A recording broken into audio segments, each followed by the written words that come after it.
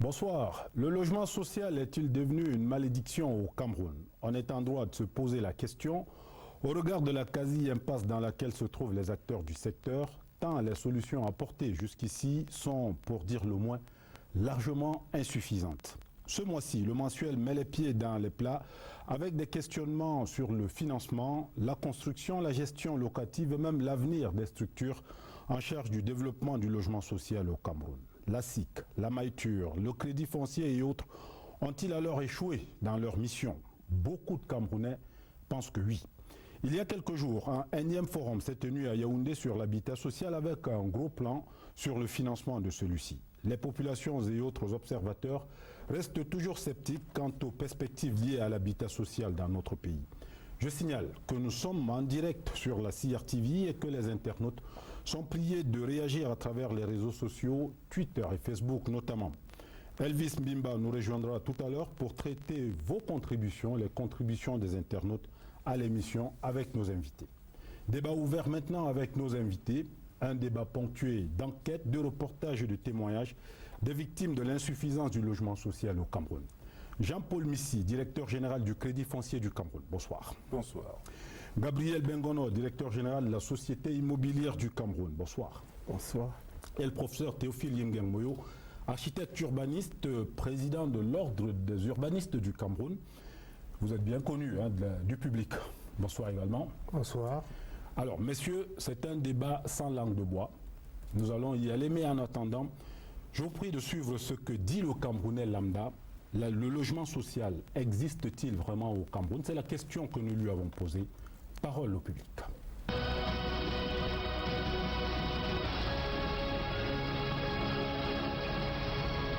Toutes ces maisons-là sont même déjà presque réservées aux amis Machindola.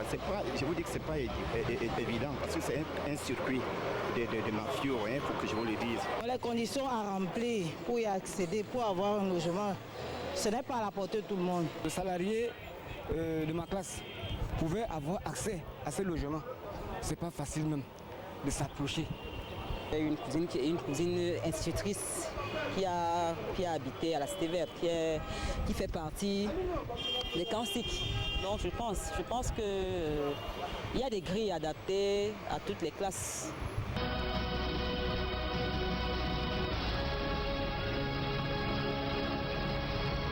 Ailleurs, les logements sociaux sont conçus pour les pauvres, mais ici au Cameroun, c'est pour les riches.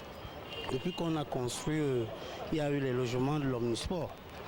Il y a récemment eu Olembe financement a appris que les hauts cadres de la présidence, c'est-à-dire la direction de la sécurité présidentielle, ont pris les logements et puis bon, c'est un serpent de mer. Je dirais tout simplement que c'est forcément une mauvaise politique. Parce que si le logement social, c'est pour trouver la solution à ceux qui ont des difficultés pour se loger, et que ce soit peut-être ceux qui sont beaucoup plus nantis qui ont accès à ce logement. Alors il faut faire beaucoup d'efforts pour en faire un peu plus et pour donner justement accès à ceux qui ont peu de moyens. La politique est bonne dans son ensemble, mais c'est son implémentation qui n'est pas bonne, dans la mesure où, si vous allez par exemple à Olembe, ce n'est pas ceux qui ont des salaires de 75 000, 50 000, par exemple les jeunes qu'on a recrutés à la fonction publique, les 20 000, ce n'est pas eux qui vont aller habiter là-bas. Ces logements à l'avant sont déjà destinés à certaines personnes.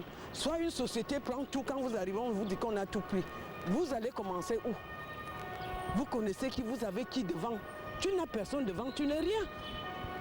Vraiment, c'est difficile, hein? On ne s'en sort pas. C'est mauvais.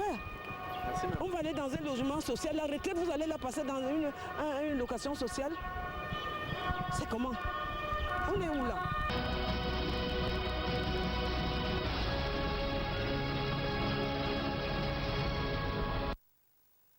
Voilà, ça commence bien.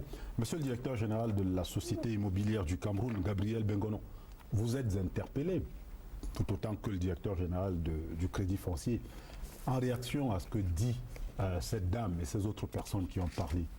Au niveau de la SIC, aujourd'hui, vous êtes quoi finalement? Simplement une sorte de bailleur, comme on dit au quartier, puisque vous ne construisez pas. Je vous remercie de me donner l'occasion de donner quelques informations à vos téléspectateurs. Le constat qui est fait par ces Camerounais qui viennent de parler est exact. tout simplement parce que la SIG n'a pas beaucoup investi ces derniers temps, c'est dû à la crise. Seulement la crise. C'est la crise qui a empêché le triptyque Baïtur, Crédit Foncier et SIG de continuer à fonctionner.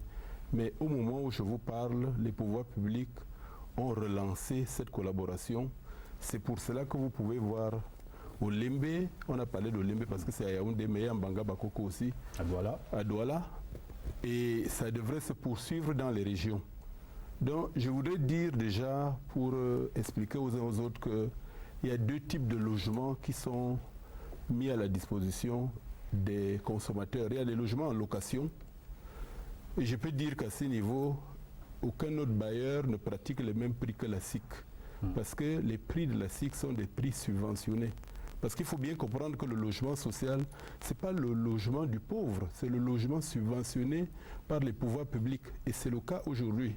Je mettrai quiconque au défi de me prouver des loyers plus élevés que ceux de la SIC pour le même type de chambre. Je vous donne un exemple précis. En Loncac, aujourd'hui, une maison de 2 chambres est louée à 30 000 francs CFA par mois et le fonctionnaire paye à 15 000 francs CFA par mois. Alors maintenant, les logements, lorsqu'on lance un programme immobilier, des logements privés à la location et d'autres à la vente. Pour le cas de Lembe, le programme a été conçu pour que les maisons soient vendues. Et le programme se poursuit. On ne peut pas dire que c'était déjà réservé à l'avance. La SIC est ouverte à tous ceux qui remplissent les conditions. Parce que pour acheter un logement, il faut remplir un certain nombre de conditions. Et si quelqu'un ne remplit pas les conditions, il peut attendre d'autres produits ou alors prendre d'abord un logement en location. Donc Olembe en ce moment est juste une amorce. Hein. C'est une amorce puisque c'est un programme gouvernemental de construction de 10 000 logements. Il faut bien comprendre que la SIC est une agence d'exécution du gouvernement, de l'État du Cameroun. Et dans ce cas d'Olembe, la SIC joue le rôle de maître d'ouvrage délégué pour ce qui est de la construction de logements et d'agents immobiliers. Monsieur le directeur général du Crédit Foncier, vous également, vous avez été interpellé dans le petit Vox Pop que nous avons fait. La population, elle se plaint de ce que le logement social, au niveau de la location, effectivement c'est cher, mais au niveau de la construction, des financements également. Est-ce qu'au Crédit Foncier, on est conscient de ce qu'en matière de financement du logement social aujourd'hui au Cameroun, on va dire comme ça, le problème c'est vous? Merci de me donner l'opportunité de contribuer à clarifier les choses, effectivement, parce que me semble-t-il, il y a beaucoup de confusion dans le débat. Le logement implique plusieurs problématiques. Le directeur général vient de parler du logement proprement dit, vous parlez du financement, mais je dois préciser que c'est tout un processus qui implique plusieurs acteurs qui vont de l'accès au sol à la construction jusqu'au financement. Et chaque segment de la chaîne a ses problématiques. Malheureusement, on a tendance à tout assimiler, et ce qui fait que démêler tout cela parfois devient très compliqué. Est-ce que vous comprenez ceux qui disent qu'on a difficilement accès au financement dans ce domaine-là? Oui, la question de l'accès au financement a plusieurs facettes. D'abord, il faut dire que nous sommes dans une économie moderne. Vous connaissez le taux de bancarisation de notre pays, il est autour de 15%. Donc, seuls 15% des Camerounais ont accès aux services des banques. Et nous sommes une institution bancaire. D'emblée, vous voyez déjà que l'hypothèse posée exclut une bonne partie de la population. Donc, il y a un problème de modèle qui se pose. Ne peuvent avoir accès au financement bancaire que des personnes à revenus formels. Vous comprenez donc que la question de l'accès se pose effectivement avec beaucoup d'acuité. Et quand je vais plus loin, les financements destinés à l'immobilier sont des financements de longue durée et donc des financements qui se prêtent à ce type d'investissement. Tandis que sur le marché, très peu de ressources sont de cette nature. Les banques commerciales ne financent pas de manière majoritaire l'immobilier. C'est le Crédit Foncier qui est essentiellement dédié à cette activité. Et les ressources sont naturellement limitées. Vous comprenez que devant la forte demande sociale, les ressources limitées de Crédit Foncier ne peuvent pas faire face à cela. Donc, il y a un problème réel. Et si vous ajoutez à cela le taux de croissance de la population, le taux de croissance de la classe moyenne, vous convenez que le déséquilibre est assez criard. Mais une fois de plus, comme l'a dit mon collègue tout à l'heure, le gouvernement s'attelle à mettre en œuvre des mesures pour permettre d'augmenter la production. Non, pourquoi évoquez-vous la malédiction? Ce n'est pas dans ce domaine qu'on peut parler de malédiction, nous ne sommes pas dans les traditions ici. Non, pour être plus sérieux, c'est une question technique, c'est une question politique. Au niveau politique, la volonté est toute affirmée, les orientations sont données. Au niveau technique, toute la question de savoir comment s'y prendre. Aujourd'hui, nous parlons de la SIC. C'est le seul investisseur public, enfin, promoteur immobilier public.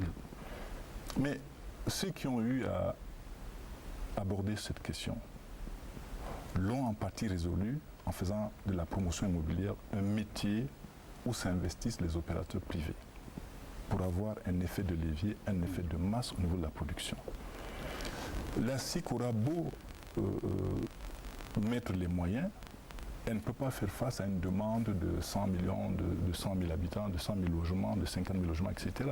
Vous connaissez le niveau de production de la SIC. La demande s'élève en termes de centaines de millions de logements, de centaines de milliers de logements.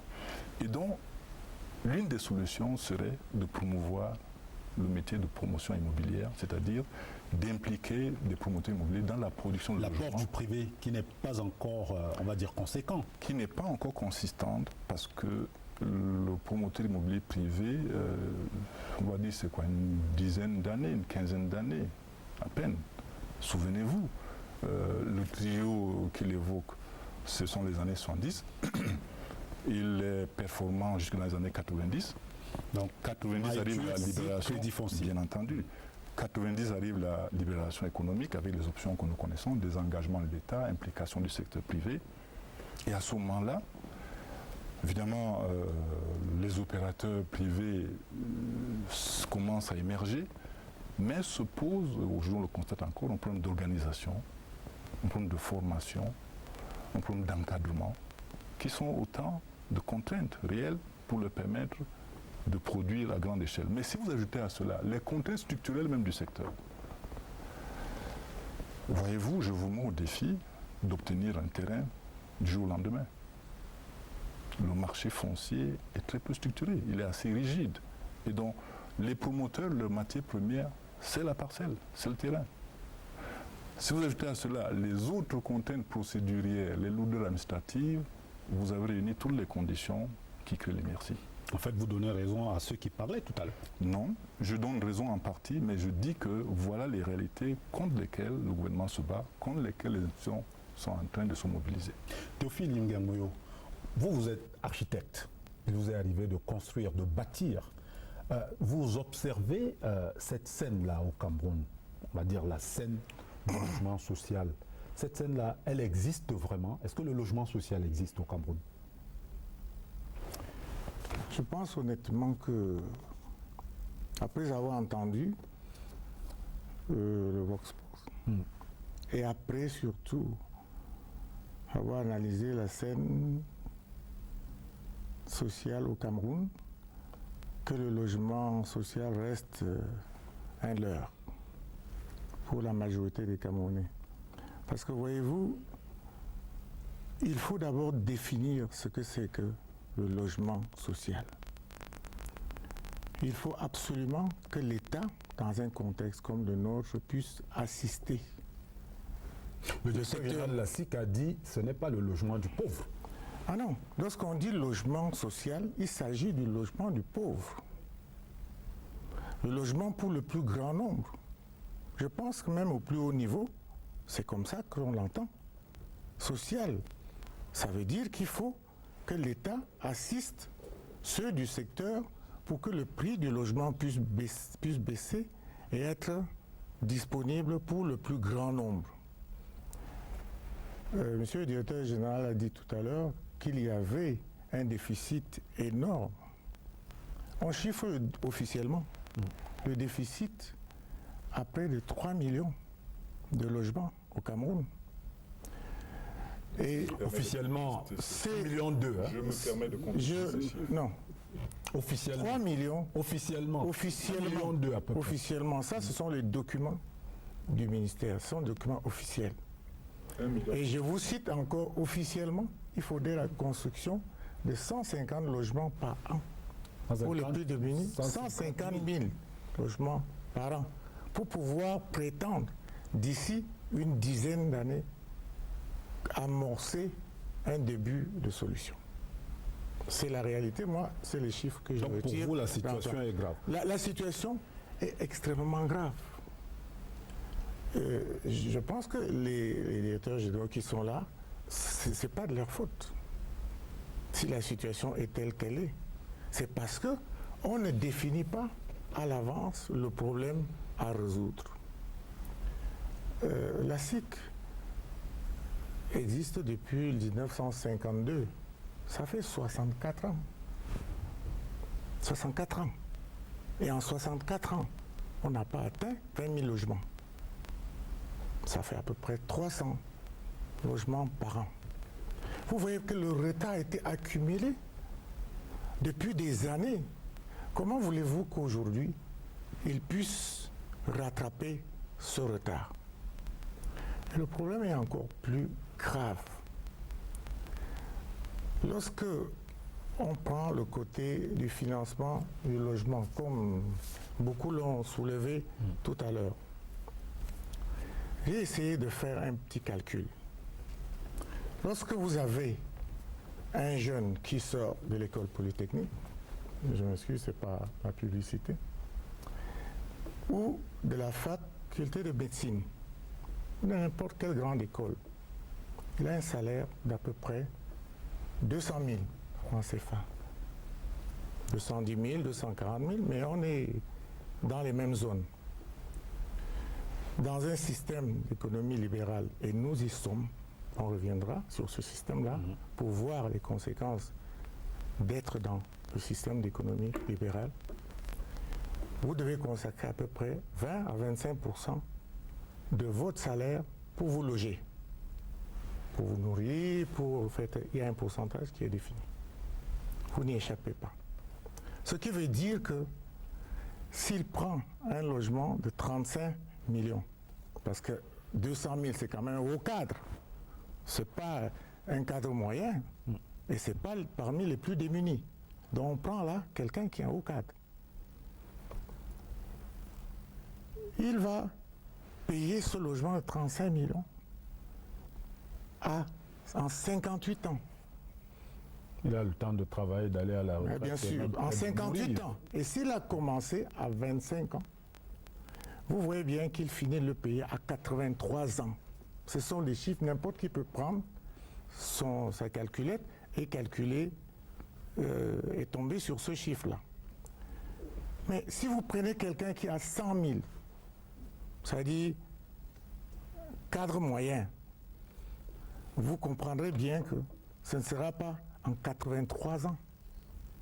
Ce sera à plus de 150 ans qu'il va payer s'il consacre le quart de son salaire pour payer le logement. Monsieur le directeur général de la SIC, alors quand vous entendez le professeur Moyo, vous vous dites il n'y a rien à faire. Je ne peux pas suivre le professeur Moyo parce qu'il ne sait pas d'où il tient ces chiffres. On peut quand même construire des logements à moins de 20 millions. Bon. On peut le faire parce que ça s'est passé dans ce pays. La SIC arrive. Pourquoi pas? Dès lors qu'on se met dans l'autoconstruction. Oui, je dis que vous y arrivez, ça. On peut très bien arriver à cela. Les logements qui sont vendus à Olembe et à Mbanga Bakoko, c'est en moyenne 20 millions, c'est pas 35 millions. Non. Tout simplement parce que c'est vraiment des logements sociaux tels que c'est vendu. Je veux dire que l'État a consenti une baisse en moyenne de 10 millions. C'est cette aide dont on parlait tout à l'heure. Donc je veux dire que nous n'avons pas besoin. Les logements sont à plusieurs standings. Il y a des logements économiques, il y a des logements de moyen standing, des logements de haut standing. Tout à l'heure, on ne s'est pas bien compris. Je voulais dire que le logement social, ce n'est pas le logement pauvre, comme on dit chez nous, en planche. C'est plutôt un logement décent, moderne, mais sur lequel l'État a pris en charge une partie des coûts. Donc on se comprend bien. C'est subventionné. C'est ça. C'est effectivement destiné aux couches vulnérables, d'après l'arrêté de 2008 du ministre de l'Urbanisme, de l'Habitat et des Finances, les normes d'habitat social. Donc nous devons bien nous entendre là-dessus. Quand il parle de 3 millions de déficits, je crois que nous avons les statistiques officielles de toutes les enquêtes qui sont menées. On est à 1,2 million. Les chiffres qu'il donne, bon, c'est peut-être dans 20-25 ans, mais pour le moment, on est autour d'1,2 million avec une croissance de l'ordre de 70 000 francs, de 70 000 logements par an. Donc voilà ce que je veux dire. Alors, on ne peut pas se décourager, parce que les pouvoirs publics aujourd'hui ont mené des réflexions. Tout à l'heure, le DG a parlé du foncier. Effectivement, il faut régler les problèmes de foncier, parce que si on veut mettre en place des programmes importants, parce qu'il faut construire en masse, il faut absolument passer par la maîtrise du foncier, l'équipement, la menée de toutes les routes, les équipements collectifs et autres, avant donc de construire les logements. Même à ce niveau-là, la fiscalité, il y a des discussions en cours. On a des comités qui se réunissent pour régler tous ces problèmes. Mais vous annoncez des projets là qui vont démarrer incessamment et tout ça. Oui. Vous avez résolu le problème du foncier? Bien sûr. Parce que, premièrement, nous avons l'État qui met à notre disposition des terrains, notamment dans les régions. La semaine dernière, j'étais dans le sud. Il y a un terrain qui a été mis à notre disposition, c'était pour superviser les indemnisations. Et de même dans les grandes villes de Yaoundé et Douala, nous avons pensé à la restructuration et rénovation. Le professeur Moyo est dans un comité qui, nous avons mené une étude d'aménagement foncier de la cité de Locac, qui a à peine 200 logements aujourd'hui. Nous voulons passer à 1500 en amenant des logements un peu plus modernes et en densifiant en hauteur. Ce sont des solutions. Vous démolissez l'encap, c'est ça? Voilà, mais sans chasser qui que ce soit. C'est-à-dire qu'on construira d'abord des immeubles, on reloge ceux qui sont là, avant donc de poursuivre. Et nous pouvons le faire dans d'autres cités, mais il faut mener des études en amont. Donc je voulais dire que des solutions viennent, mais pour produire en grande masse, il faut régler tous ces problèmes de foncier. Pour que même les techniques de construction puissent changer, parce qu'il est architecte, il sait très bien qu'ailleurs, on a résolu ces problèmes par les techniques alternatives de construction. La production en masse, encore qu'on ne l'invente pas au Cameroun, à Bonamou, Sadima, Kepekoto, les logements ont été préfabriqués à Douala. Voilà. Donc, il s'agit de remettre ça tout simplement en place, et nous, on devrait baisser les coûts de construction. Et je pense que à ce rythme-là, on pourra rattraper le retard. Je ne dis pas que c'est dans 50 ans qu'on le fera. Et comme le disait le directeur général tout à l'heure, il y a des mesures incitatives mises en place par les pouvoirs publics pour justement amener les promoteurs privés. Parce que comme il le dit, la SIG ne peut pas seule résoudre les problèmes. Je peux vous dire d'ailleurs qu'au jour d'aujourd'hui, même les communes s'intéressent à l'investissement immobilier. Vous savez qu'avec la décentralisation, nous avons 360 communes. Si elles se mettent là-dedans, ça permettra de produire. Il suffit d'avoir un accompagnement, un renforcement des capacités, on devrait pouvoir tenir. Et évidemment, il y a les matériaux locaux. Parce que les réflexions se font pour que le coût du logement diminue, qu'il soit en adéquation avec le pouvoir d'achat.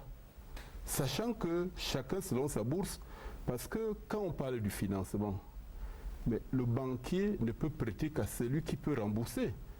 Parce qu'il faut bien qu'après, il puisse prêter à d'autres. Donc moi, je ne suis pas du tout pessimiste comme le professeur Moyo. Il y a des solutions qui sont en train d'être mises au point. Il y a des possibilités. Monsieur le directeur général du Crédit Foncier, je reviens à vous dans un instant. Je prends le cas du fonctionnaire dont il parle, qui a 200 000 francs ou 250 000 francs de salaire. Il a peut-être un compte chez vous, ou il a un compte chez vous, il veut accéder à un logement, ou il veut acheter un terrain. Il fait comment? Parce qu'avec cet argent-là, vous lui prêtez combien? Des simulations permettent de déterminer sa capacité d'endettement, mais là n'est pas la question. Vous venez d'aborder la question, à savoir le coût du logement. Lorsque vous venez emprunter de l'argent, c'est par rapport à l'objet du prêt et donc au coût de votre projet. Si vous avez un logement à 10 millions, vous n'aurez pas les mêmes contraintes que pour un logement de 50 millions, vous convenez de cela avec moi? Absolument. Et donc la question principale, ce n'est pas tant le coût de l'argent, parce que c'est de ce que vous voulez parler. Je voudrais profiter pour vous dire que nous avons les meilleurs taux en Afrique. dans certains pays, ce sont des taux à 2 chiffres. Oui, en Afrique, mais au Cameroun, on estime que ça coûte excessivement cher. Je voudrais vous dire que nous faisons des conditions de prêt qu'on ne retrouve nulle part. Au Cameroun, 3,75%. Et même en Afrique, je vous mets au défi. 3,75%, 7%, voilà la fourchette. Nous faisons même pour certains prêts spéciaux 1%. 1,5% pour les collectivités territoriales décentralisées. Le directeur général vient de parler tout à l'heure de l'implication d'une catégorie émergente des municipalités. Nous avons mis en place une ligne de crédit à la disposition des municipalités pour leur permettre de s'investir dans la production de l'immobilier municipal. Mais pourquoi on a l'impression que, d'accord, il y a des possibilités, mais que ça n'a pas l'air de prendre ou ça n'a pas l'air d'intéresser les gens. On annonce prochain chantier, prochain financement, prochain. Je me permets de vous rappeler que la ligne dont je parle a déjà des projets en cours. 3 communes ont déjà émergé en fin d'année dernière. Donc, c'est peut-être des choses qui ne sont pas suffisamment connues, mais sont des choses qui sont appelées à s'intensifier avec le temps. Je rappelle que ces acteurs dont nous parlons n'ont pas 10 ans d'existence au plan institutionnel. C'est-à-dire, ne sont pas encore suffisamment rodés, organisés pour avoir la même efficacité opérationnelle que les pays avec lesquels on veut comparer. Tout à fait. Donc, soyons réalistes et sachons que ce sont des choses qui évoluent avec une adaptation de notre économie, des technologies et autres. Je vous ai parlé tout à l'heure des technologies nouvelles de mise en œuvre des logements. Ce sont des mesures qui permettent de réduire les coûts de logement. Parce que toute la question est là. Vous avez des revenus faibles, ne demandez pas qu'on... Même si nous donnons des prêts à 0%, faites un calcul simple, à 0%. Ça fait des années aussi. Donc ce n'est pas le prix de l'argent qui pose problème, c'est le coût du logement qui pose problème. Et le coût du logement est lui-même tributaire d'un ensemble de choses. Et si vous y ajoutez tous les risques associés aux transactions, vous comprenez que tout est réuni pour rendre difficile, effectivement, pour certaines catégories de l'accès au logement. Mais je dis encore, des solutions techniques existent. Il se trouve simplement que leur déploiement prend du temps, demande de la méthode, demande des professionnels, toutes choses qui sont en constante évolution. Professeur Moyo, ces solutions dont on parle, de votre point de vue, elles sont applicables très rapidement? Moi, je pense qu'il faut qu'on revienne aux fondamentaux. Il s'agit de loger le plus grand nombre. C'est ça, la politique de logement social. Et en fait, je crois qu'il faut qu'on s'entende là-dessus. Et comment on fait pour loger le plus grand nombre? Avec les contraintes qui sont les nôtres. Non, avec les contraintes nationales. qui sont les nôtres, j'ai dit qu'on court dans le sac. On n'y arrivera pas. Pour une simple raison. Lorsque dans un système comme le nôtre, nous avons librement choisi l'économie libérale, ça veut dire, si vous avez de l'argent, vous avez entendu tout à l'heure, vous achetez tout. Si vous n'en avez pas, vous restez au bord de la route. Alors c'est pour ça que ceux qui... Parce que là on parle de personnes qui ont 200 000, 160 000. Mais prenons quelqu'un qui a le SMIC, qui a droit au logement social. L'État doit s'occuper de ce monsieur ou de cette famille qui a le SMIC. C'est un chiffre officiel. Vous estimez que nous ne sommes pas suffisamment ambitieux dans ce domaine? Non, ce n'est pas un problème d'ambition, c'est un problème de structure. Le problème est structurel. Vous comprenez? Vous ne pouvez pas vouloir une chose et son contraire. Vous êtes dans un système où le pauvre n'a pas les moyens de s'offrir un logement. Comment voulez-vous quelqu'un qui a 32 000? Prenons le logement le moins cher de la SIC, c'est 12 500 000. Je n'ai pas dit que vous ne faites pas de logement moins cher. 12 500 000. Prenez alors un monsieur. Là, les chiffres sont exacts, les chiffres que je vais donner. J'ai un enseignant que je connais. 28 ans, salaire 168 000, vous voyez que je suis précis. Il est éligible au prêt jeune, au crédit foncier. 138 000, c'est 13 826 553. Vous savez bien que cet enseignant-là, oui, il faudra peut-être ajouter 168 000 plus bien sûr, les à côté. Bien sûr, plus les à côté. Alors, il a 12 495 301 de crédit. Vous savez en combien d'années il va payer ce crédit? Il payera en 30 ans. Mais avec les à côté, il peut accélérer. Les à côté, il faut acheter, un terrain. Je veux rappeler que ce produit-là, précisément, a un horizon de 30 ans de remboursement. Mais je crois que nous ne devons pas avoir un discours catastrophique. Non, je suis quand même surpris que nous parlions comme si les Camerounais étaient tous des SDF. Aujourd'hui, quelle est la réalité au Cameroun? La réalité au Cameroun, que tout le monde construit des maisons. Certainement, se pose un problème de qualité, de décence.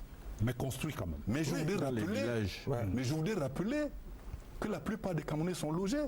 Peut-être pas suffisamment bien logés, d'où le concept de logement décent, d'où le concept de logement social pour améliorer la qualité du logement. Donc nous parlons davantage en termes d'amélioration de la qualité du logement. S'il vous plaît. Et je voudrais poursuivre en disant que le dynamisme dont fait preuve les Camerounais en autoconstruisant montre bien que c'est quelque chose de faisable. Regardez comment les logements poussent à Yaoundé et dans nos villes. Chaque semaine, des Camerounais construisent. Comment pensez-vous qu'ils le font? Toute la question, c'est comment les aider à organiser, à mieux construire. Voilà le problème. Qu'on ne nous fasse pas comprendre, qu'on ne nous fasse pas croire qu'au Cameroun, on ne construit pas. Moi, je vous propose de poursuivre ce débat. Une minute. Je propose que nous poursuivions ce débat après le sujet que nous allons regarder. C'est Rabiatoula qui se promène un peu dans les rues ou les quartiers de Yaoundé, qui s'interroge sur comment se loger dans nos villes. Elle dit c'est la croix et la bannière. Reportage.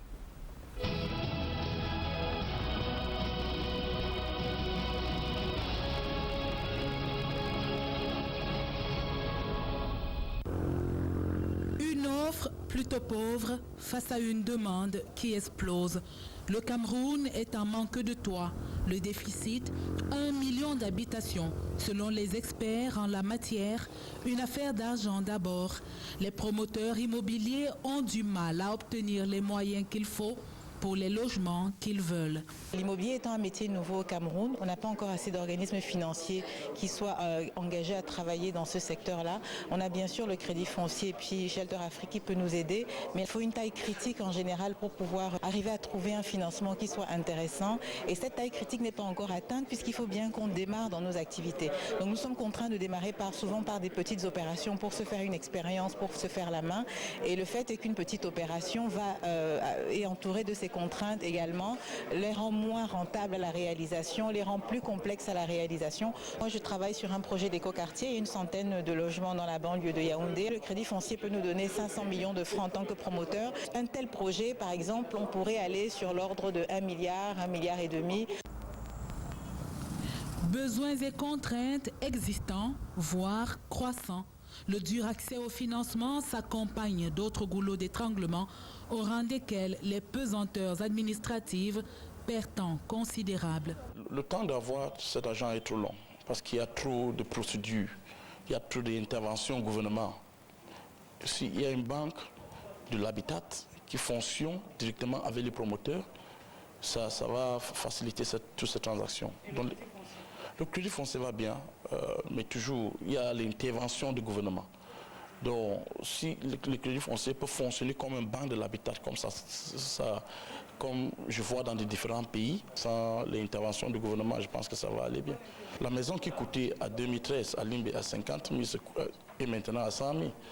Il y a les sociétés, il y a la CAN qui va être organisée, il y a les camps militaires qui sont créés, il y a les entreprises qui sont arrivées, il n'y a pas les maisons, il n'y a pas les logements. S'il n'y a pas le TVA, il y aura d'assez aux gens d'avoir les maisons. Pour faire une bonne promotion immobilière, il faut trouver des grands ensembles, parce que la promotion ne peut réussir qu'à partir d'un seuil critique de superficie. Mais aujourd'hui, est-ce qu'il est possible de trouver en un seul tenant un minimum, par exemple, de 5 hectares dans une zone périurbaine? Ça, c'est des contraintes qu'on a. Le coût du terrain, c'est un autre problème parce qu'en fait, le coût du terrain n'est pas en lui-même le prix d'achat que les gens imaginent. ça intègre le coût d'aménagement. On ne vous installe pas sur un terrain pour un logement sans prévoir des zones pour les aides de détente, sans prévoir un équipement pour l'école, sans prévoir le marché, sans prévoir l'électricité, l'eau, le téléphone et tout ce que ça comporte. Donc ce sont ces éléments-là qui viennent grever le coût du foncier. Donc à la limite, vous vous rendez compte qu'un terrain peut coûter 40 000 francs, 50 000 francs à la fin, alors qu'en réalité, au départ, on l'a pris à 2 000 francs, valeur de base. Donc c'est un peu ça qui fait le problème. Mais le plus gros problème aujourd'hui réside dans le fait que le titre foncier même, qui est le support des garanties en ce qui concerne les levées de fonds, n'a plus de valeur au Cameroun. Le titre foncier n'a plus ces trois valeurs, à savoir que ce qu'on lui reconnaissait, intangible, inattaquable et définitif. Aujourd'hui, on annule les titres fonciers à tout le bras. L'État est celui qui délivre des titres fonciers et c'est l'État qui vient encore retirer ou annuler ces titres fonciers. Sur quelle base ? On ne sait pas. Aujourd'hui, vous achetez le terrain à 2500 francs le mètre carré en tant que promoteur. L'administration fiscale vous dira, pour nous, ce terrain vaut 10 000 francs. Et c'est sur la base de 10 000 francs qu'on opère l'enregistrement de 10%. Et les banquiers, pourvoyeurs d'argent, sont désormais réticents. Trop d'aventuriers dans les métiers de l'immobilier. Les partenaires financiers, surtout les banques, ont besoin d'avoir en face des opérateurs crédibles qui travaillent dans la durée, qui maîtrisent leur business model. De façon générale, ce que nous constatons, nous avons des acteurs qui ont des business models qui ne sont pas pérennes. C'est-à-dire, ils ont une opération, ils font un coup, malgré l'accompagnement du partenaire financier qui espère avoir ce promoteur immobilier à faire des productions de masse et de façon continue.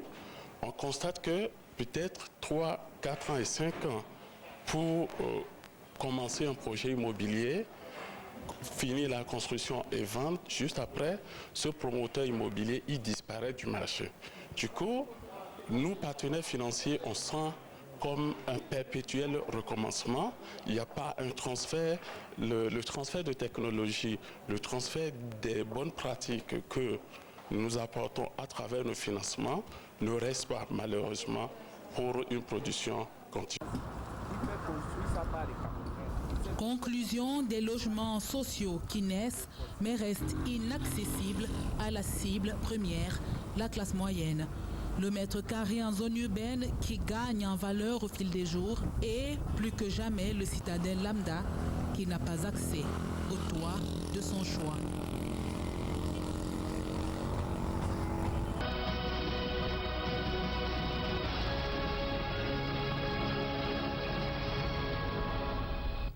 Voilà, c'était Rabiatoula. Monsieur le directeur général du Crédit Foncier, on peut vous poser la question, pourquoi vous êtes si réticent à prêter, à donner de l'argent à ceux qui veulent investir dans ce secteur-là? Je voudrais commencer par dire que le terme réticent n'est pas très approprié en vous renvoyant à la définition du crédit. C'est bien de ça qu'il s'agit. Absolument. Le mot crédit tire sa racine dans le terme confiance.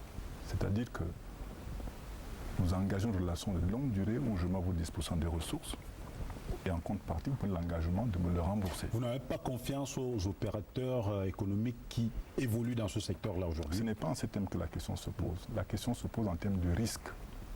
Quels sont les risques auxquels sont exposés le projet qu'on me présente? Ça peut être des risques juridiques liés au statut foncier. Ça peut être des risques opérationnels liés à la capacité de ceux qui construisent. Sont-ils capables de conduire à terme ce projet? Ça peut être des risques liés aux aspects financiers. Est-ce que ce monsieur a la capacité de soutenir un tel projet? Donc, nous parlons en termes de risques. Notre métier, c'est essentiellement la gestion des risques. Ce n'est pas une question de réticence. Ce sont simplement des principes élémentaires pour permettre la pérennisation de l'activité de crédit. Donc, chaque fois qu'un projet est bancable, il trouve des financements. Aussi simple que cela. Maintenant, comme je vous l'ai dit, toute la question, c'est de savoir est-ce que le niveau de coût de logement est compatible avec le niveau des revenus? Vous connaissez tous la moyenne des revenus des Camerounais. Nous devions donc nous atteler à avoir des logements compatibles avec ces revenus, pour autant qu'on imagine que ces revenus ne vont pas rester constants, ils vont évoluer dans le temps, certainement. Mais c'est cette adéquation entre le coût du logement et le niveau de revenu qu'il faut essayer de régler. Monsieur le directeur général SIC, est-ce que ça veut dire que désormais, vous, par exemple, le SIC, ne construirez plus que des immeubles pour louer des appartements ou vendre des appartements? C'est ça que ça veut dire? Ce n'est pas ce que ça veut dire, mais je peux vous dire que lorsque on observe les villes, le centre-ville, c'est généralement le pôle où le foncier prend beaucoup de valeur. Or, pour optimiser ce foncier, il vaut mieux aller en hauteur. Il faut bien comprendre que dans le centre des villes, on ne peut plus faire des logements individuels, ne serait-ce parce que le coût du foncier est très élevé. Bon, maintenant, c'est un choix. Parce que je peux vous dire que l'appartement a autant d'avantages et d'inconvénients que la maison individuelle. Je prends des choses simples. Dans la maison individuelle, vous devez avoir votre gardien, votre jardinier, gardien du jour, gardien de nuit. Alors que dans les immeubles collectifs, d'ailleurs avec la loi sur la copropriété, vous mutualisez vos moyens pour l'entretien des parties communes, pour le gardiennage, ainsi de suite. Je ne parle pas de la mixité sociale dans ces cas-là. Donc je voudrais dire que c'est des choix que nous sommes obligés d'opérer en fonction des terrains. Il y aura toujours des consommateurs qui voudront des logements individuels. Ça peut peut-être se faire à la périphérie, parce que quand vous voyez une ville comme Yaoundé, il y a quand même des villes périphériques, Banco, Monfou, Obala et autres, avec des bons transports en commun. On peut bien aller dans ce sens. Donc ce que je veux dire aussi, c'est que quand on suit ce qui vient d'être dit, le problème de base, c'est le foncier. Il faudrait qu'on arrive à résoudre ce problème, parce que nous ne pouvons pas construire des logements sociaux là où nous sommes obligés d'acheter du terrain. Parce qu'il arrive aussi que nous achetions du terrain, parce qu'il y a des propriétés foncières qui viennent vers nous. On peut avoir une bonne affaire et on l'exploite. Alors on dit toujours SIC, logement social, mais il est arrivé que la SIC mette à la disposition, on va dire, de sa clientèle, on a appelé ça des logements au standing. Des standing, oui. Est-ce que c'était sérieux? Pas que ce n'est pas sérieux, mais je voudrais vous dire que dans la définition du logement social, l'État, certes, doit apporter l'appui, mais on dit toute puissance publique. Ça veut dire quoi? Ça veut dire qu'au niveau de la SIC, si la SIC développe des logements de standing et qu'elle dégage une marge, une partie de cette marge peut venir subventionner le logement social. Voilà. Donc, si ça se passe bien, nous pouvons bien le faire. C'est-à-dire que nous venons en tant qu'agence d'exécution et d'appui au gouvernement. Donc, ça peut très bien se faire également. Mais ce que je voudrais dire, c'est que lorsque la SIC achète un terrain, elle ne peut ériger là-dessus que des logements de standing. Alors qu'au départ, lorsque des logements viennent qui doivent être du domaine national, ou loués à leur prix réel. Oui, c'est une affaire d'équilibre. Les coûts de revient ne peuvent pas être inférieurs au prix de vente. C'est pas possible, ça devient la faute de gestion. Vous voyez bien l'environnement. C'est pour cela que l'État, lui, peut décider, par mesure régalienne, de diminuer le coût de revient, voire le subventionner. Ça ne pose pas de problème. C'est pour cela que nous travaillons donc à côté de l'État pour chercher des solutions à tout ce que le téléspectateur vient de dire là, à savoir arriver au juste compromis entre les coûts de construction et le pouvoir d'achat. Et je peux d'ailleurs dire que parmi les solutions, il y a l'autoconstruction. Quand dans l'autoconstruction, il y a des logements de type évolutif, l'architecte ne démentirait pas. Ça peut permettre à quelqu'un de commencer un logement pas très grand et de continuer à l'achever au fur et à mesure.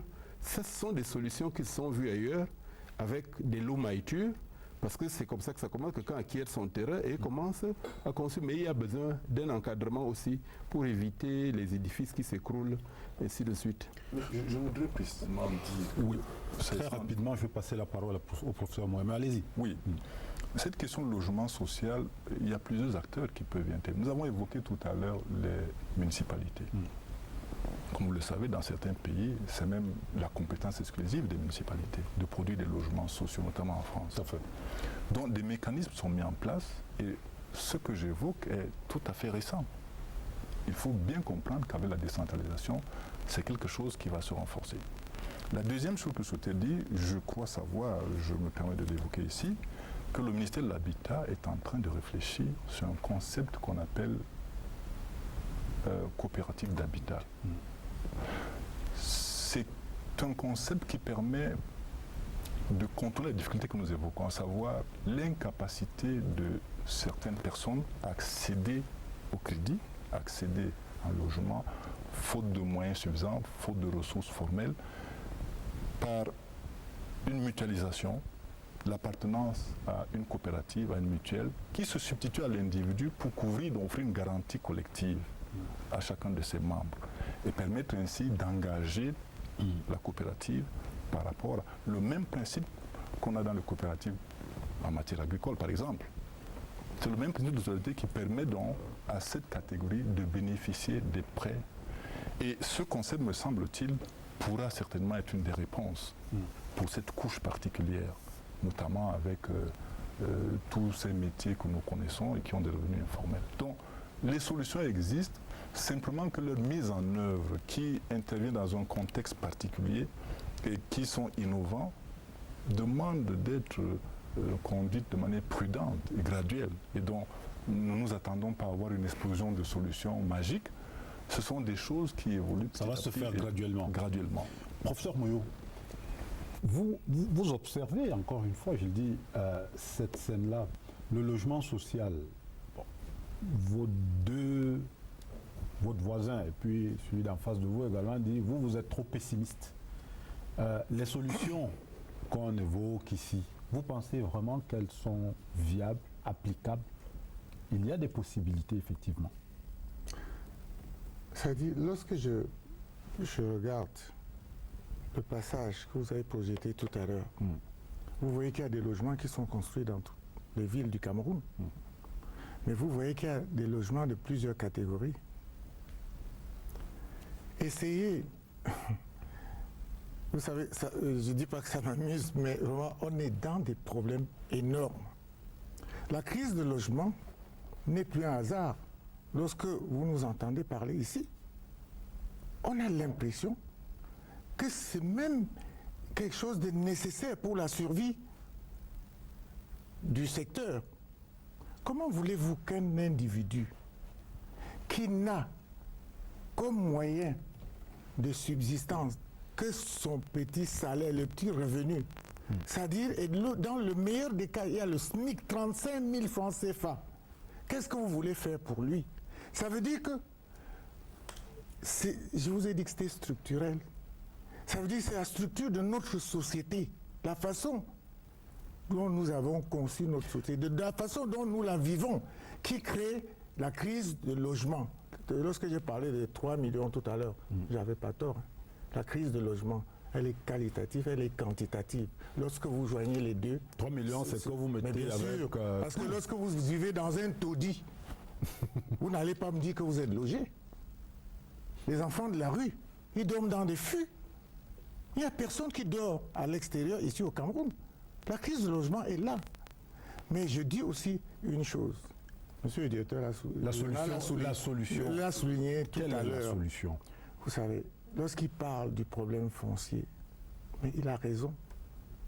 Il faut qu'il achète le terrain pour construire. Et le prix de ce terrain va être ajouté au prix des matériaux que l'on va utiliser. Vous avez déjà vu une société en ville qui vend du ciment au prix social, qui vend du fer au prix social? Il achète le fer au même prix que tout le monde. Et on veut faire une politique de logement social. On n'y arrivera pas. Parce que le problème est, je le répète, c'est dans la structuration de notre modèle de société. Cela a été analysé depuis au 19e siècle. Je vais vous lire quelque chose. Ne nous refaites pas l'histoire. Non, mais il faut l'histoire. C'est justement parce que nous copions... Mais pouvez-vous nous donner un modèle de pays? Qu'est-ce qu'on fait? Où on a cette solution maintenant? Pardon? Qu'est-ce qu'on fait maintenant? C'est-à-dire qu'il y a ce problème-là, 1 200 000, vous dites même 3 millions, en prenant les 100... Non, en analysant la réalité. Et qu'est-ce qu'on fait? On croise les branches disant, bon, il n'y a rien à faire, c'est pas possible. Je vous donne une petite indication.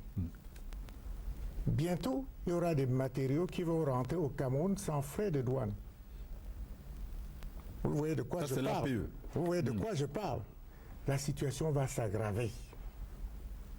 Ça veut dire que le modèle économique que nous adoptons va avoir des conséquences sur le secteur du logement, la production de logement. Mon problème, professeur, c'est que vous ne me donnez pas de solution. Non, je viens de vous donner un handicap pour une bonne solution. Alors si vous l'adoptez... Comment on fait pour contourner le handicap? Il fallait refuser, mais là nous on a accepté. Hein. C'est pour ça que je dis que la solution va aller s'aggravant. Je vous donne un exemple. Savez-vous que le ciment que nous vendons ici au Cameroun, c'est le même ciment qu'on vend en Côte d'Ivoire?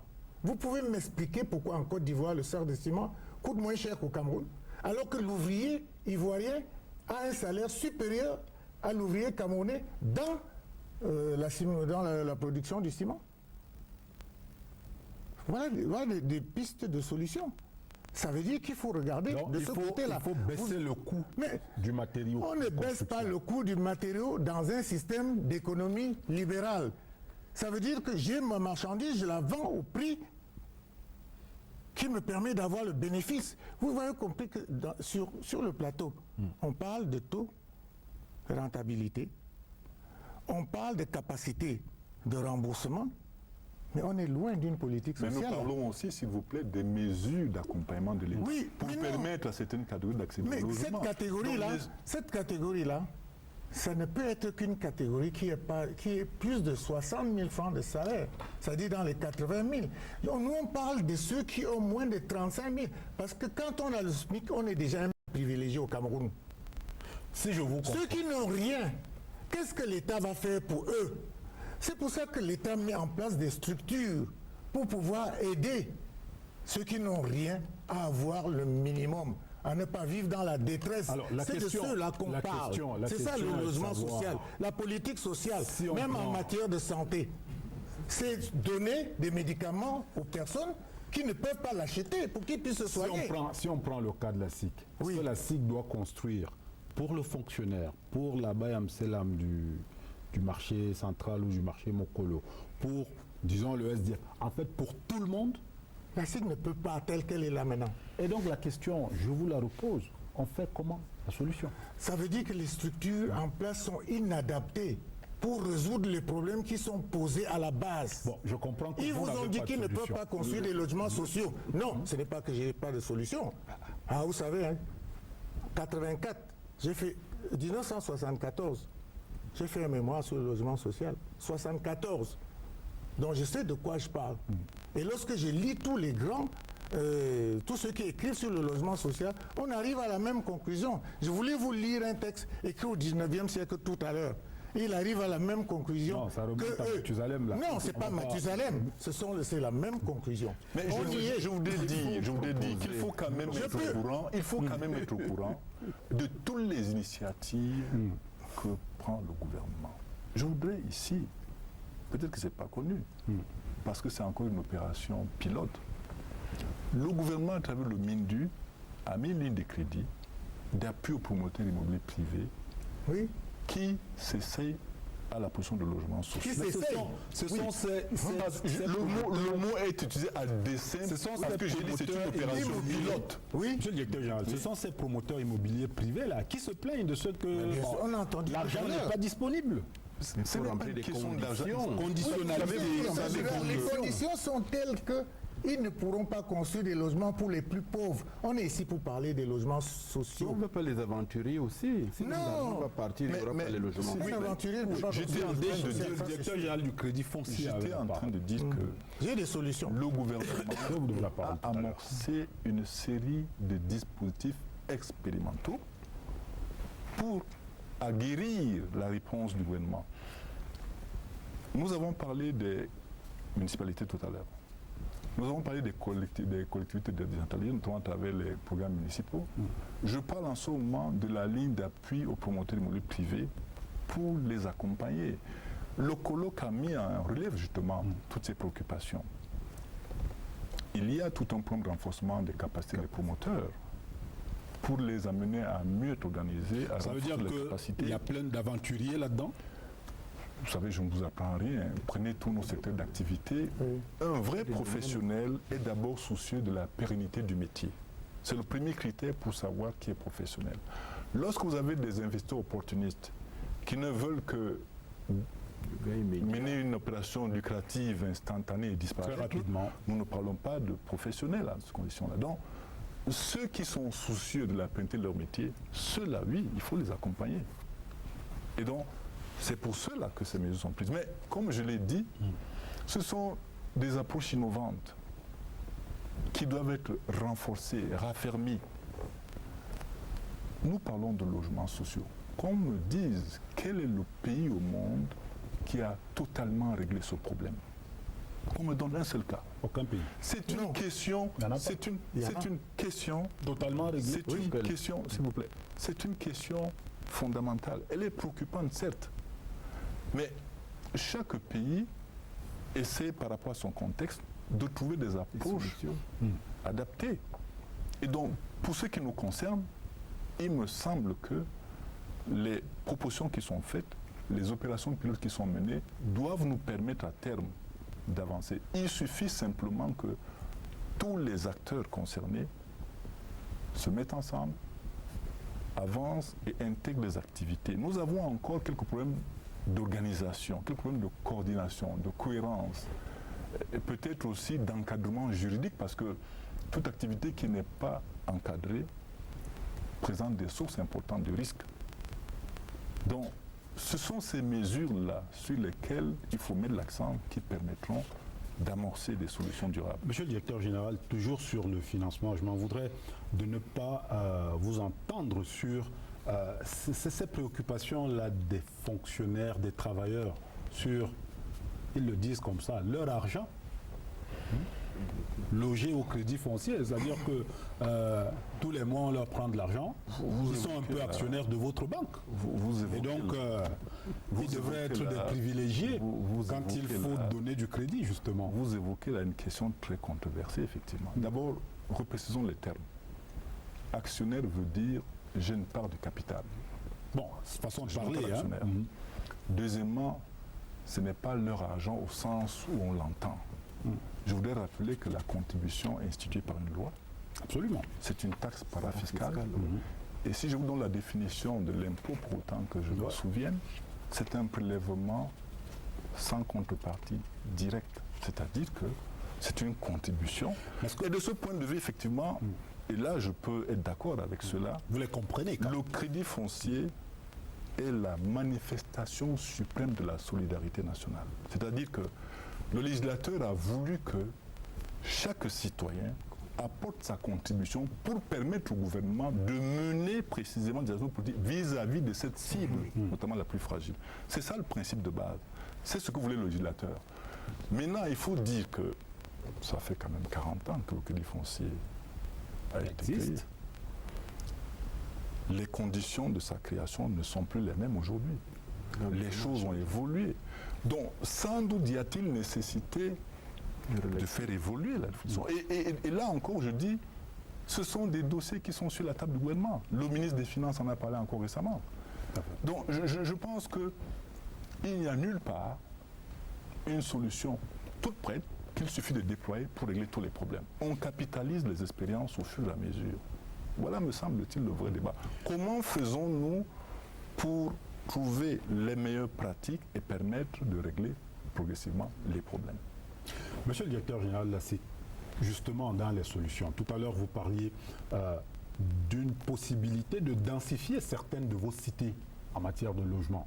Vous parliez de Long Cap tout à l'heure, on va prendre de la hauteur pour apporter davantage de logements. Alors, ça va être simplement ce cas-là, ou alors ça va se généraliser à travers le pays? C'est l'une des solutions que vous proposez? Disons que nous avons plusieurs solutions. À la Cité Verte, si vous passez aujourd'hui, vous verrez un immeuble achevé. Justement, nous avions des bureaux à cet endroit et nous avons eu l'accord du conseil d'administration pour densifier. Et un peu plus bas, toujours à la Cité Verte, un autre immeuble en cours de construction qui sera mis en location. Ce sera d'ailleurs le premier immeuble avec ascenseur à la Cité Verte. Donc, je veux dire qu'il y a plusieurs solutions. Qui va maintenir l'ascenseur? Il y a des techniques. Non, de ce point de vue, je pense quand même que nous avons une certaine expertise. Peut-être que parfois les lois étant trop faibles, nous n'avons pas toujours les ressources qu'il faut. Mais nous savons comment entretenir. Vous savez ce que vos locataires vous reprochent. Ils estiment que quand vous avez pris le loyer, vous vous occupez plus d'eux. Je ne pense pas. Je crois qu'il y a un peu d'incivisme, mais la SIC fait beaucoup d'efforts. Donc pour en revenir donc à ce qui se fait au niveau de la production, nous avons pensé qu'en même temps que nous tendons la main au gouvernement pour obtenir des terrains ici du domaine national ou du domaine privé de l'État, là-dessus nous allons monter des projets de concession de logements. D'un autre côté, nous allons mener des études de densification parce qu'on n'est pas arrivé à densifier par hasard. C'est qu'une étude menée par la Commission technique de réhabilitation des entreprises a conclu qu'un certain nombre de cités SIC au niveau du bâti avait perdu de la valeur alors que le foncier avait pris beaucoup plus de valeur. Donc à ce moment-là, il vaut mieux densifier. Donc on mène d'abord des études en amont. C'est pour cela d'ailleurs, comme disait le directeur général du Crédit foncier, vous ne voyez pas les résultats immédiatement parce que beaucoup d'études sont lancées. On ne peut pas commencer à envoyer les engins sans études.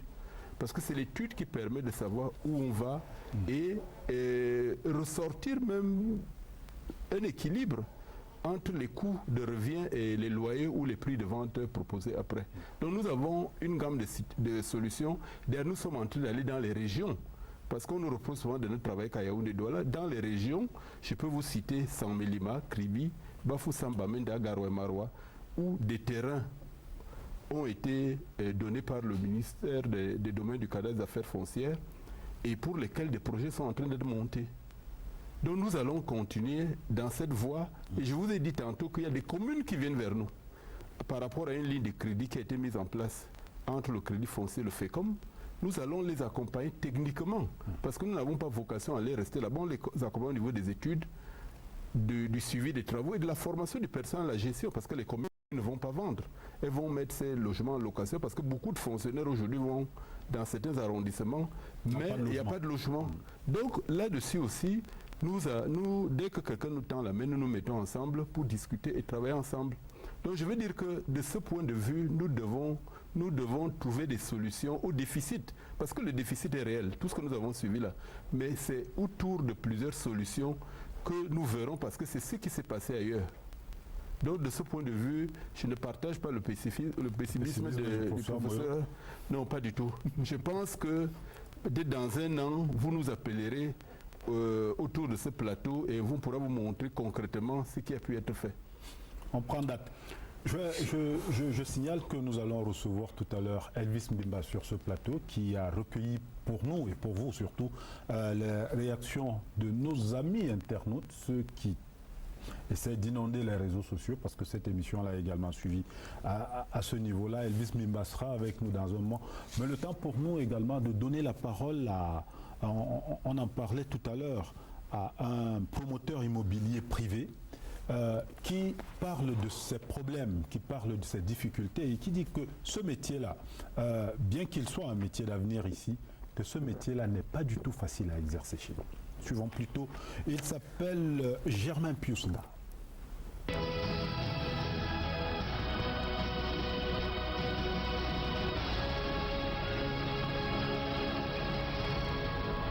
Merci de nous accorder quelques minutes de votre temps pour évoquer la situation de la promotion immobilière au Cameroun. Dites-nous comment se porte le secteur chez nous. La promotion immobilière est encore au stade embryonnaire dans le pays. C'est vrai, l'État a fixé les règles du jeu, mais compte tenu de la lourdeur et pour la construction du dossier pour être agréé est tellement elle est difficile, ça fait que tout le monde n'a pas accès. Tout le monde n'ayant pas accès officiellement, les gens opèrent donc dans la clandestinité. Voilà. Et il y a plus de promoteurs clandestins que de promoteurs agréés. Beaucoup de personnes se prévalent de ce titre de promoteur immobilier. Comment est-ce qu'il sera facile pour les Camerounais de distinguer le bon grain délivré? Oui, dans la profession, l'État octroie un agrément. Donc l'État donne un agrément à un promoteur immobilier. Il y a les promoteurs immobiliers, il y a les agents immobiliers qui ont des agréments. C'est par là. Quand quelqu'un vous aborde, il dit qu'il est promoteur immobilier, demandez-lui le numéro de son agrément. Oui, là, vous saurez que c'est un promoteur immobilier. Et même quand vous lisez à l'entrée du bureau, normalement, il doit afficher sur sa plaque son numéro d'agrément. Là, vous saurez que c'est un promoteur agréé. Le reste, là, c'est des promoteurs dans le sac. Quelles sont les principales difficultés auxquelles vous faites face au quotidien dans l'exercice de ce travail? C'est d'abord l'acquisition même de la matière première, l'acquisition.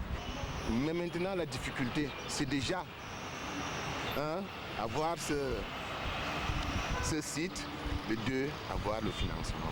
Comment est-ce que ça se passe pour avoir accès à ce financement justement? Est-ce qu'il est aisé d'avoir accès à ce financement? Et qu'est-ce qu'on vous demande? Quand vous allez au crédit foncier, vous allez demander un prêt promo foncier. Ils vont vous sortir une liste, elle est bien longue, une liste des pièces à fournir. Mais je dis, cette liste, elle, je ne sais pas si elle a vraiment sa place. La première chose qu'on doit savoir, est-ce que le titre foncier qu'on vient nous proposer est bon? Quand le titre foncier est bon, c'est ce qui constitue la garantie. Au niveau du Cameroun, une seule banque pour financer le secteur foncier au moment où on sait qu'il y a un déficit énorme. Est-ce que vous pensez en tant que promoteur immobilier que c'est suffisant? Non, c'est pas suffisant. C'est même insignifiant. Puisqu'on n'accepte pas que les banques commerciales financent des projets à long terme. Vous voyez un peu, parce que le crédit foncier lui finance, c'est un financement à long terme. Par exemple, quand vous construisez une maison, on vous donne 15-20 ans pour le remboursement, c'est un financement à long terme. Or, les banques commerciales ne peuvent pas. Je crois, si l'État peut faire autre chose, créer peut-être une autre structure qui peut suppléer le crédit foncier dans le financement de l'immobilier, je crois que ça ferait mieux. Quelle peut être la solution pour éradiquer ce problème ou alors pour amoindrir le déficit, réduire autant que faire se peut le déficit de logement?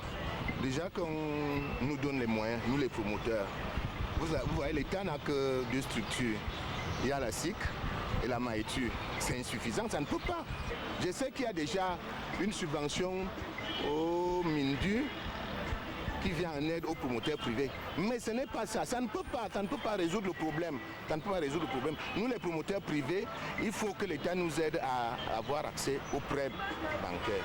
Progressivement, nous allons résorber le déficit en logement. Quel est le regard que vous jetez sur la politique camerounaise en matière de logement social? Vous-même, je crois que ce n'est pas un piège.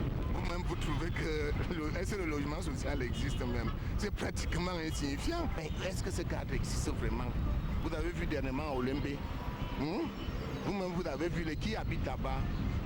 On peut parler de social. C'est petit peut-être sur le plan social, c'est petit, les logements sont petits, mais ce n'est pas pour vous, pas pour le petit Camerounais.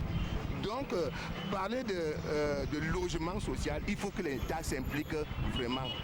J'aurais souhaité que l'État associe même les communes d'arrondissement, pour celles qui ont encore des espaces, de créer un cadre où on peut construire des logements sociaux.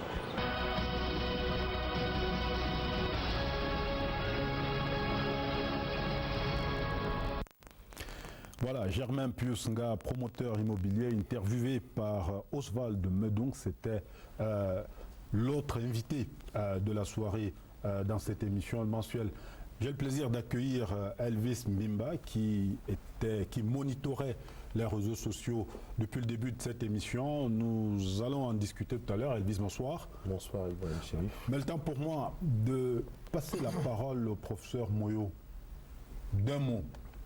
Vous parliez tout à l'heure de solutions, parce que des solutions, il y en a. En fait, tout le monde en parle, là. Votre solution à vous, c'est quoi exactement? De façon concrète. C'est-à-dire qu'il faut sortir de, on va dire, de cette impasse-là, de ce qu'il y a insuffisance de logement social. On fait comment?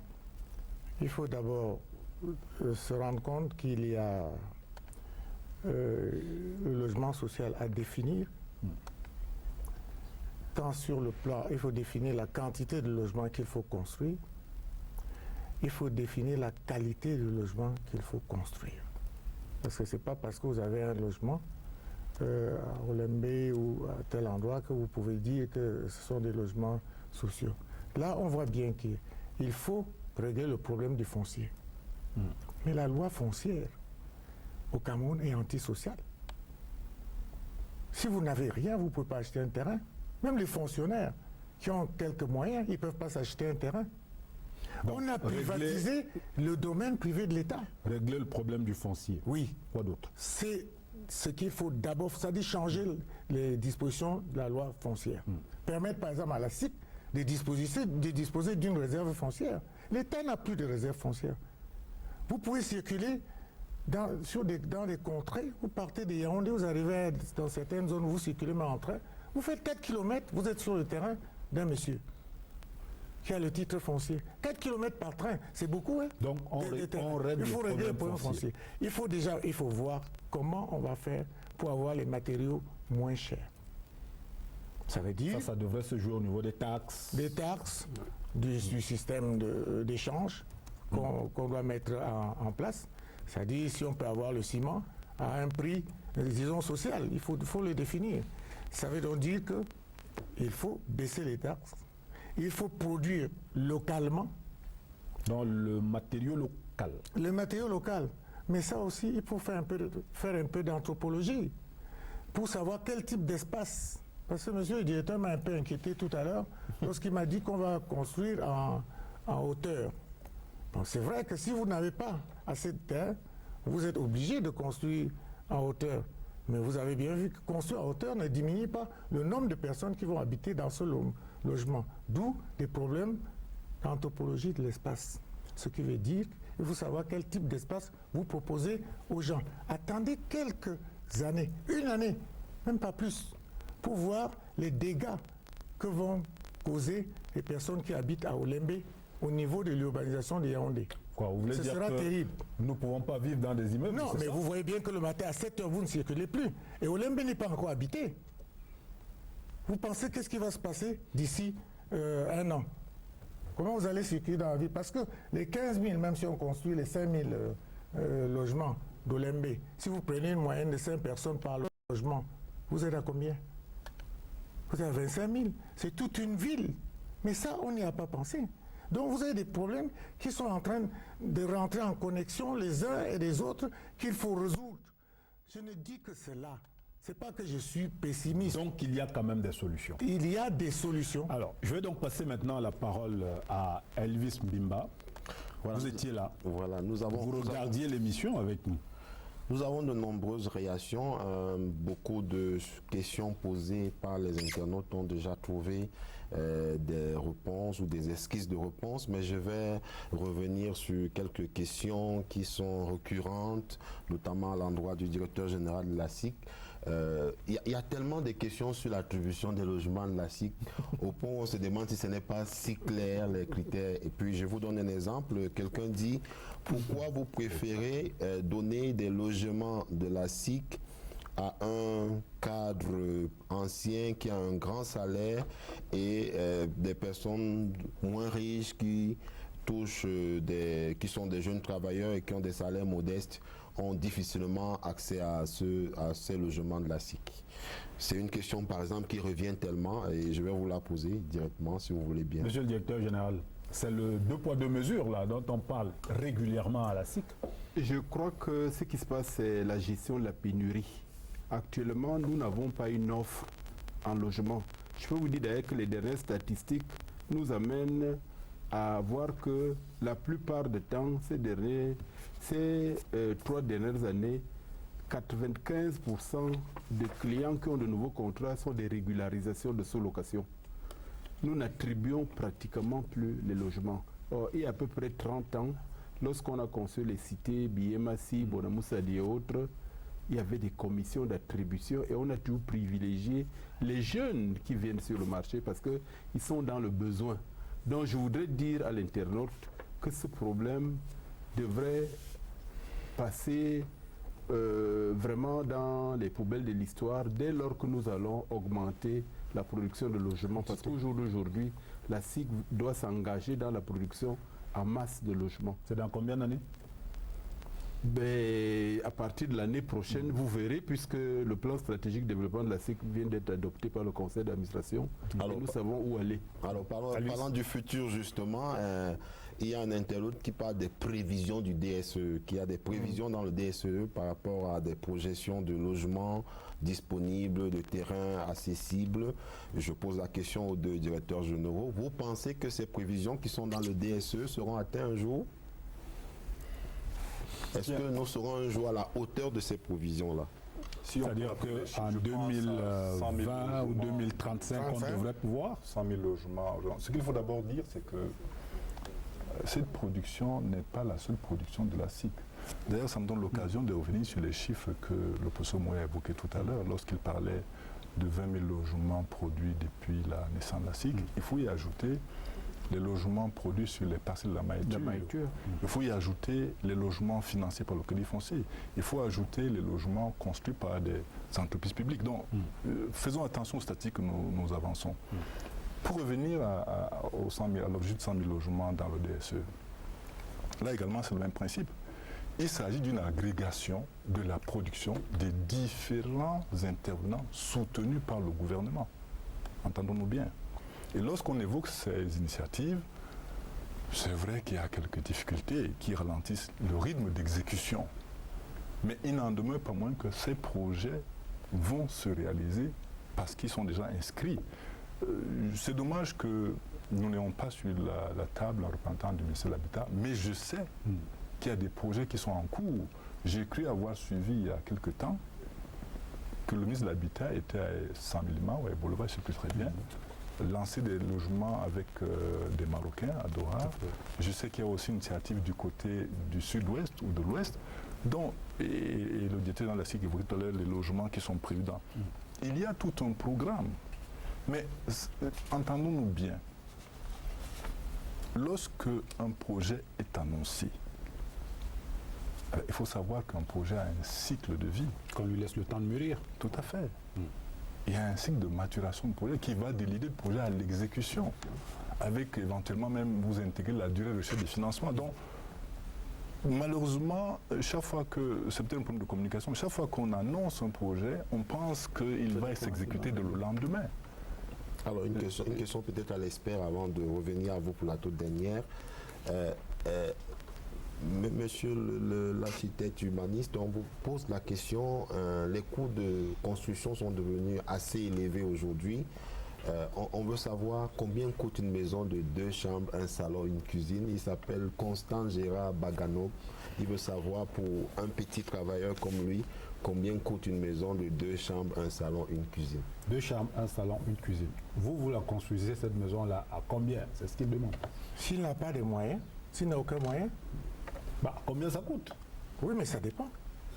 Est-ce qu'avec, tout à l'heure, vous parlez de 12 millions 500. Avec 12 millions 500, il peut construire? Il peut construire, mais moi je pense honnêtement qu'avec moi, il peut construire, mais à condition qu'il ait son terrain. Parce que s'il lui faut acheter un terrain, je vais lui demander où se trouve le terrain, parce qu'il faudra qu'il ajoute le prix du terrain au coût de construction. Mais je sais qu'avec, on n'est pas sorti de l'auberge, c'est comme je vous ai dit tout à l'heure.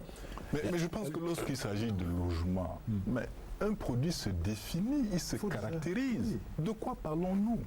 Vous trouvez, il y a des gens qui se logent à 4 millions, vous le saviez? Oui. Oui. Donc, de quoi parlons-nous? Lorsqu'on parle de 2 chambres, même à 2 millions habitables. En Lonka, quand on a des maisons de 2 chambres à 51 mètres carrés, vous ne me dites pas qu'on ne peut pas construire une maison de 51 mètres carrés à 6 millions de francs CFA.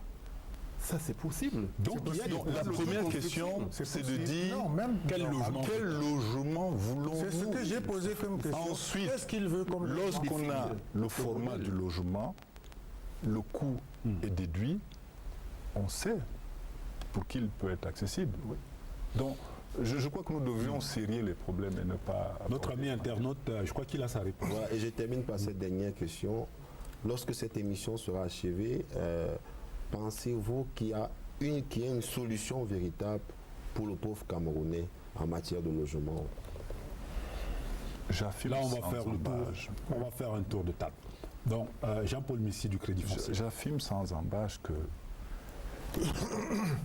l'évolution de nos sociétés nous montre qu'il y a toujours des ressorts pour trouver des solutions aux problèmes qui se posent. La question du logement s'est trouvée exacerbée par une conjugaison de facteurs. Je voudrais citer un taux de croissance urbaine élevé, un taux de croissance de la population élevé, on va dire une paupérisation quand même relativement élevée, puisque quand on voit le niveau des revenus, et donc toutes choses qui, comparées aux ressources de l'État, on observe un décalage entre l'accroissement, enfin le rythme de croissance des moyens de l'État et le rythme de croissance. Bon, il y a un petit décalage qui fait qu'on a le sentiment qu'on est toujours en rattrapage. Mais il faut bien se dire que les techniques évoluent. Aujourd'hui, avec les produits de mise en œuvre modernes, les panneaux et autres, on peut fabriquer des logements dans des temps records à grande échelle. C'est peut-être l'une des solutions que beaucoup de pays ont adoptées et vers lesquelles il faudra certainement s'orienter. Donc, du point de vue de la solution technique, je n'ai aucune appréhension parce que les progrès aujourd'hui permettent de régler toutes sortes de problèmes. C'est de se doter de ces moyens techniques. Et je crois que c'est ce qui est en train d'être fait. Nous avons des propositions de logements témoins qu'on retrouve un peu partout. Se pose la question de la création de l'usine qui permettra de produire les matériaux. Donc il y a des solutions qui s'élaborent par-ci, par-là. Je pense qu'il faut simplement être patient. Mais en même temps, je dis l'une des solutions passera aussi par un chaînon manquant dans la chaîne des intervenants, c'est le promoteur immobilier. Privé en ce moment-là. Privé, bien entendu, parce que l'État ne peut pas se permettre d'avoir 1000 promoteurs immobiliers publics. C'est le secteur privé qui tire l'économie. C'est le secteur privé qui produit. Toute la question, c'est de savoir dans quelles conditions doit-on installer ce promoteur pour qu'il donne la pleine mesure de sa performance. Voilà toute la question. Et vous avez suivi tout à l'heure le promoteur. Il parle davantage de financement que d'autres choses. Savez-vous ce que le colloque nous a prouvé? Non. Mais le colloque nous a révélé que la plupart des promoteurs n'ont pas une bonne connaissance de leur métier. Ils n'ont pas une bonne connaissance de leur responsabilité. Alors, je disais tout à l'heure, l'une des solutions plein d'aventuriers. Oui, mais ne jetons pas l'anathème sur l'ensemble du corps. Donc, l'une des choses que nous proposons, justement, de manière concrète, avec l'accompagnement du ministère de l'Habitat, c'est de renforcer l'organisation de ce corps. Des éléments structurants de ce qu'on pourrait appeler un guide du promoteur ont été recueillis pendant le colloque. Et il y en a 3 globalement. Le premier, c'est permettre au promoteur de comprendre l'environnement dans lequel il intervient, connaître la législation, connaître les différents dispositifs qui existent, toutes les mesures que l'État prend, bref, connaître vraiment son environnement. Deuxièmement, 2 outils importants pour le promoteur. Savoir conduire un projet. Parce qu'un projet, c'est une expertise qu'il faut mettre en œuvre. Donc, savoir qu'il y a un cycle de projet, savoir qu'il faut avoir un business plan pour se présenter sur un banquier qui va exiger des garanties pour débloquer l'argent. Ensuite, deuxième outil, le marketing. Quel type de produit faut-il pour quel type de cible? Parce que là aussi, il y a des distorsions qui font que on évoquait les logements sociaux qui sont pris par ceux qui sont riches. C'est simplement un effet d'éviction. Le marché n'offre déjà pas de logement pour les riches. Évidemment, comme ceux qui ont les moyens, ils tombent à bras raccourcis sur les logements disponibles. Donc, il y a un effet d'éviction. Le marché doit pouvoir fournir pour chaque segment le produit correspondant à la cible. Là aussi, c'est une préoccupation d'autres techniques qu'il faut prendre en compte pour permettre de trouver une adéquation entre l'offre et la demande. Donc, il me semble que de ce point de vue, la clé, la solution de la production de logements en quantité suffisante repose sur l'organisation de ce métier. Monsieur le directeur général de la SIC, toujours les internautes qui demandent des solutions. Donc la solution, c'est quoi?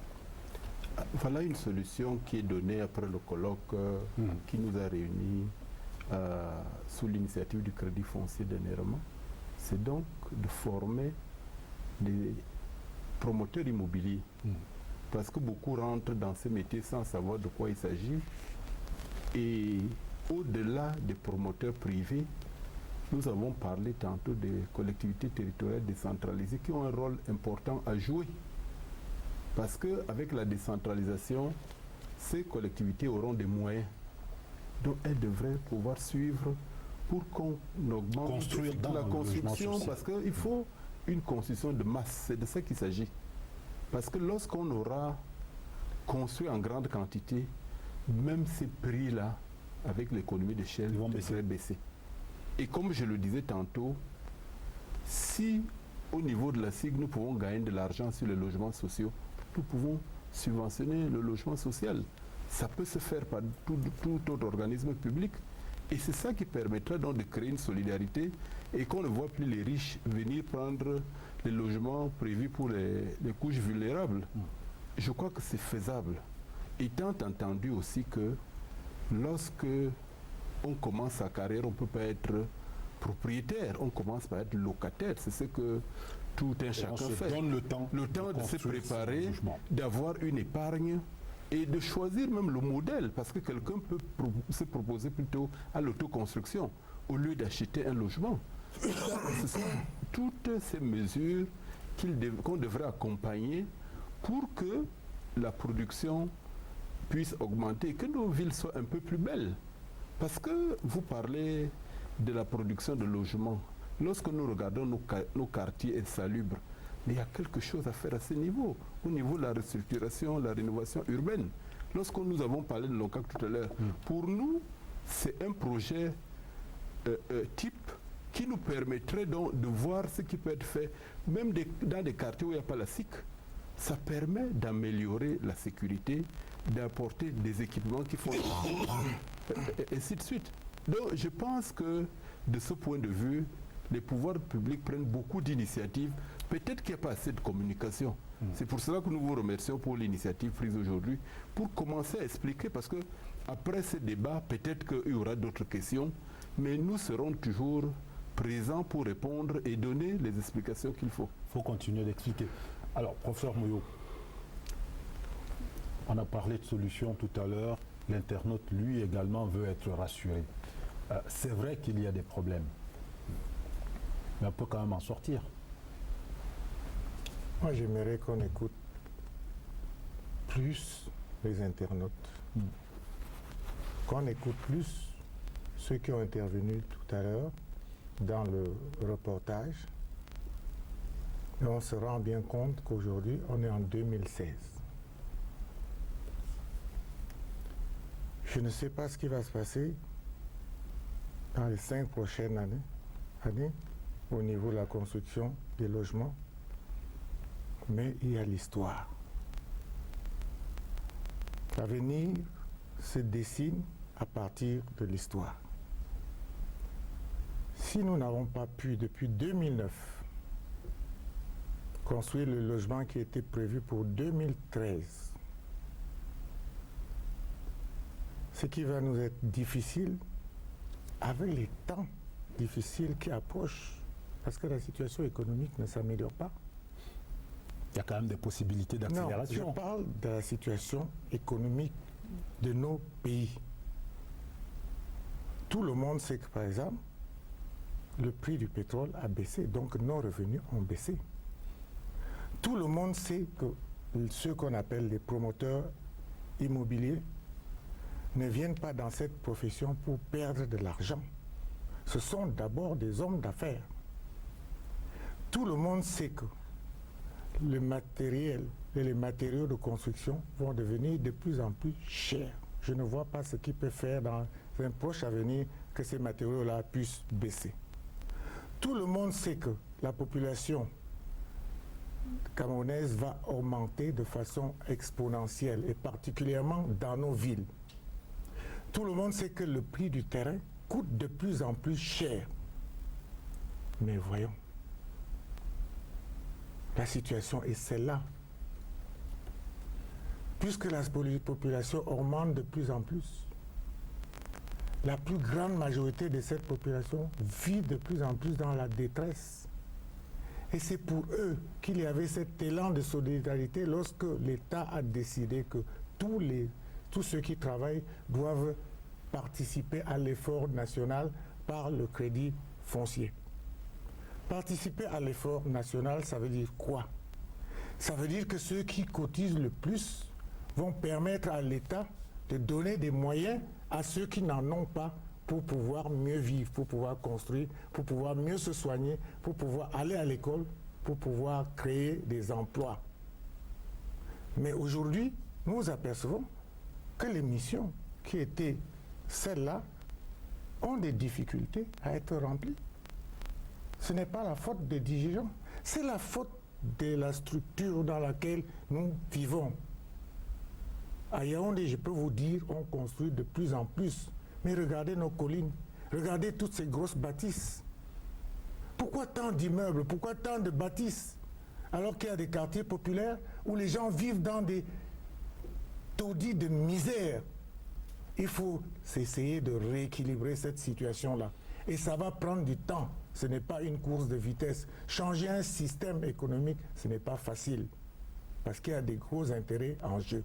Refaire la loi foncière, ce n'est pas facile. Parce qu'il y a des gros intérêts en jeu. Toucher au prix des matériaux de construction, c'est toucher à des intérêts majeurs dans un système économique. Comment vous allez faire pour que le prix du ciment baisse? On a essayé d'augmenter le nombre de producteurs de ciment. Ça n'a pas baissé le prix de ciment. Ça veut dire que nous sommes dans un système qui va continuer à broyer les plus démunis. C'est ça ce que je peux dire. Donc, je ne peux pas être optimiste. Merci, professeur. Alors, Elvis, juste une dernière. Combien de tweets? Oh, nous sommes, on a sur la page Facebook, sur Twitter, on a à peu près 100-150 personnes qui ont participé à l'échange de ce soir, qui ont réagi chaque fois. Ils viennent d'ailleurs de réagir en disant, alors il dit 12,5 millions la maison de 2 chambres, est-ce qu'il est sérieux? On va peut-être sortir sur cette question-là. 12,5 millions pour pouvoir construire à Yaoundé ou ailleurs. Les techniciens disent que c'est possible. Et donc, on s'en tient à cela. C'est possible. Madame, Monsieur, le mensuel s'achève. Merci de votre aimable attention. Mercredi prochain, retrouvez sur ce même plateau Djeshe Bonkin Kalabopse pour Beyond the Headlines. Ce sera notre émission en langue anglaise. Merci encore. Bonsoir. Merci, messieurs. Merci d'avoir été là. Merci.